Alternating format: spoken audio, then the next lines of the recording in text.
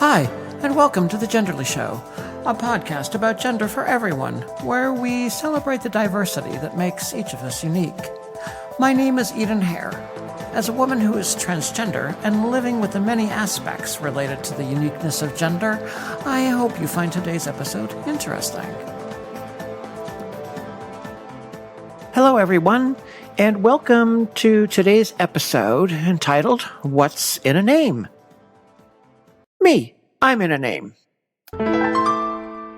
As transgendered people, one of the challenges that we're faced with is what to do with our name.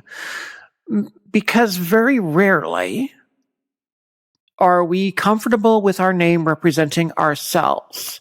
So, for example, even though I may have a gender-neutral name, which I was referred to for all of my life up to the point where I realized that my gender identity is actually different and started living that gender identity. Even though I have a gender-neutral name, it still may feel uncomfortable to be known by that name. It may introduce gender dysphoria. So we go through this process of changing our name. Now, changing names in and of itself is not new, as we'll talk about in a little bit. But when we think about choosing a name, instead of naming a baby, instead of naming our child, we are actually naming ourselves, although the process is largely the same. We want to find a name which resonates with us as individuals, but that we also feel is descriptive of us. So how do we choose this name?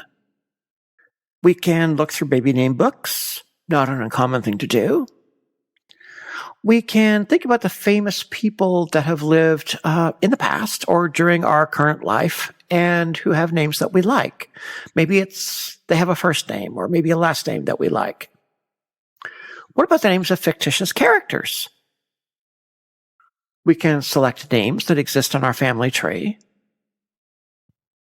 Long-lost relatives, ancestors, or a name that we have always really liked and really identified with in some way. So this process that we're going to dive into a little bit more is very hard.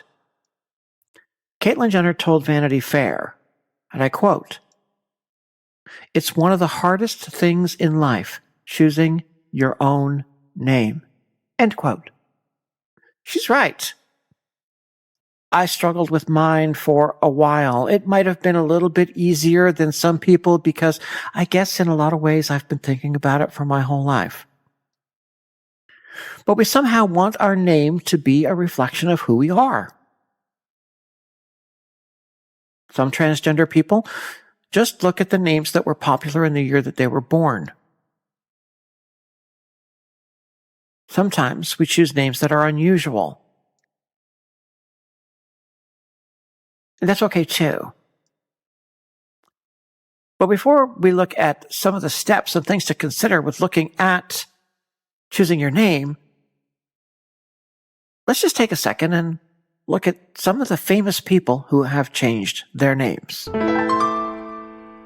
Now, some of these names may not immediately be familiar, but I can at least try to identify some of them, and there is quite a list that I have here in front of me, but I've picked out a few that should be recognizable. Natalie Portman, who played Princess Amidala and Anakin Skywalker's love interest in the Star Wars movies, her birth name, Natalie Hirschlag. How about actor Vin Diesel? Mark Sinclair. Marilyn Monroe, her original name was Norma Jean Baker. And of course, Elton John, Reginald Kenneth Dwight. Some other actors and actresses, Judy Garland, Frances Gumm, Jane Seymour was Joyce Frankenberg, Charlie Sheen was born Carlos Erwin Estevez, Emilio Estevez's brother, and Jamie Foxx, Eric Marlon Bishop. So there are an awful lot of people out there, some very, very well-known people, who have changed their names for various reasons. So how can we choose our names? So I went and did some digging on how people choose names. Some of the most informative viewpoints were how authors choose names for their characters. It was quite interesting, actually, and somewhat applicable to this process. So I pulled a few of those things out. So first of all, check the root meaning of the name you want. A good friend of mine chose the name Carter because it was the name of a fictitious character that he liked. He later got curious, after his name change, about what his name meant, and it literally means someone who carts. Now, I picked the name Eden, which in Hebrew means place of pleasure. Now, I didn't initially set out to have anyone consider me to be a place of pleasure. I hope some people do, but anyway. Interestingly enough, though, Eden is actually a gender-neutral name. So check the meaning of the name that you're interested in. Next is getting your time frame right. What year were you born, and what were the popular names that year? This is a good place to start because depending upon the impact that you want, you may choose a popular name that you like from that year, or you may choose something that's completely different. Now, I didn't do this, but the name statistics I found showed that, for example, Eden in 1962 was less than 100 babies born in the U.S. Even today, in 2023, Eden ranks around 138th in popularity. Now, of course, if you were born in 2001, you probably don't want to choose a name that is excessively old, unless that's what you're really looking for. You're looking for a little bit of the impact. Next, you want to experiment with your name. Speak your name out loud. Talk to yourself. For example, some of the things that I've done. Hey, Eden, let's get a coffee. Hey, Eden, maybe you should take the dog for a walk. So you're actually talking to yourself and you're getting to hear what your name sounds like. This is a good thing because eventually somebody's going to call your name and you need to recognize it. Authors speak their characters' names out loud because at some point in time, their book might become a movie or an audiobook. And so we want to do this ourselves in order to find out how our name sounds and how we address ourselves and how it feels when we address ourselves so that we have an idea of how it's going to feel when someone else addresses ourselves. If it feels wrong, then don't use that name for yourselves no matter how much you like it. Because if it feels wrong, every time somebody calls your name, you're not going to want to respond. You're going to be upset about it. So just don't go with that name. Now, we talked about the root meaning of the word we talked about the root meaning of your name, but also check out the origin of the name. So this is important because some names origin in specific regions of the world and would not be as common in other regions or may not cross racial or gender boundaries. That doesn't mean you shouldn't use it, but just be cautious because it may attract undesirable attention. There are some other big things to consider when choosing your name. You really want to be careful about this because going through a legal name change is expensive. Okay, so you've got court filing fees. You may have attorney's fees if you've chosen to use an attorney to help you with this process. But you have to go submit your paperwork, maybe go to court, talk to a judge, answer some questions, etc. So there's time involved, there's money involved. Oh, and don't forget, you're going to end up having to wait for some period of time in order to either get to see a judge or get your name change approved if you can e-file it. But then you have to go and do all the things afterwards. Change your social security number if you're in the United States, change your driver's license, your passport, all that stuff. All those things now you have to go and change your name on. So you want to do this carefully. Plus, remember, it's the name that everyone is going to know you by for the rest of your life. Now, there are also some privacy considerations, especially if you're younger. Now, I'm 60 at the time this podcast is being recorded, so maybe a little bit less worried about it. But if you were 18, 19, 20, you may want to consider changing your last name. The website Transgender Map has some great advice on name changes and how to deal with some of those challenges. And again, specifically, they talk about the concerns over privacy. So I wanted to walk through a little bit of the process of how I chose my name, just to give you some examples from my own personal experience. I am, however, not going to give you my entire birth name or my entire new name, because that felt just a little bit too private. So 25 years ago, when I started experimenting with my gender identity, I used the name Chrissy, which worked. It was convenient, I think. In 2021, or actually leading up to the first conversation with my now ex-spouse about my gender identity, I started using Christine, Christyne, as the feminine version of Christopher, which is one of my names. It worked, and I felt good with it. I was quite comfortable using Christine or Christy. However, it was an extremely common name in the transgender circles that I was a part of. That meant, hey, Christy, which one? I think there were 8 of us. And when I was looking at the rest of my names, I started to ask myself if I had made my choice of Christine because it resonated with me, or because it would be easier for others during my transition. But when the answer to that was, yes, I am choosing this name because it was easier for others, I started looking at my other names. Now, I was 59 when I started coming out. And the journey is mine, but as we know, transition impacts a lot of other people. Now, in my case, I completely understood what my birth name meant to my parents.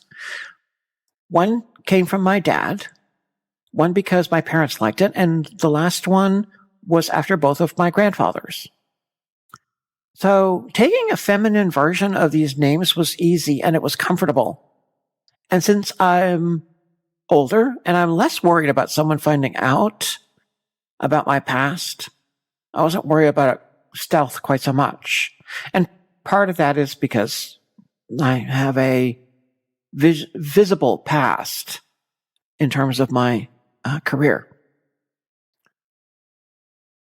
Maybe I am a little bit more worried now than I was initially. But at my age, it's going to be very, very hard to erase the existence of my birth name.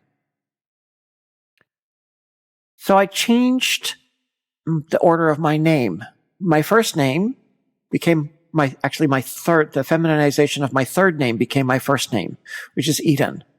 My middle birth name stayed my middle name, just feminized, and my first name became my third name. Okay, so that sounds a little bit confusing. If my initials were ABE, then they changed to EBA. Basically, they're reversed. When I finally was feeling comfortable with my name, I did consider whether or not I wanted to change my family name. And of course, I didn't really want to. I, again, understood where my birth name came from, why those names were important to my parents. I understand where my family history is, and all those things were important to me. So they stayed. And it, again, allowed me to demonstrate the pride, respect, honor, love that I have for my parents. And I felt better about that. So I did it for me. But while I changed my name to Eden, and I didn't specifically go out to aim myself as a quote-unquote place of pleasure, it did meet the goal of aligning to my original birth name. It felt right. And since most people associate the word Eden with paradise or beauty, I felt that it fit because I hoped that people would see the beauty in me. Could I have completely changed my name, my first name, family name, all of it? Yes, I could have. And I know those who have. Would my family have disappointed? Probably. And I would turn around and again reinforce that for those of you who are younger, you might want to really strongly consider changing your family name. So all of these things is what makes this process so personal, so challenging, and in the end, so very gratifying when we get connected to a name that we feel aligns with who we are. So in wrapping up this episode, when considering your name, imagine, and I mean really, imagine that you are naming your child. In a way, you are. You are being born as a new version of yourself. In wrapping up this episode, when considering your name, imagine that you are naming your child. In a way, you are. Consider who you are. What are you like now? Who do you want to be in the future? And how do the names that you're choosing reflect those ideas? Think about how unusual your name might be for the year you were born, or maybe even today. Thank you for being here, and I hope you found today's episode interesting and informative. Thank you so much for spending this time together with me and helping celebrate the diversity which makes each of us unique. Please remember to subscribe to the podcast on your favorite platform and follow us on Twitter @GenderlyPodcast. Until next time, be unapologetically you.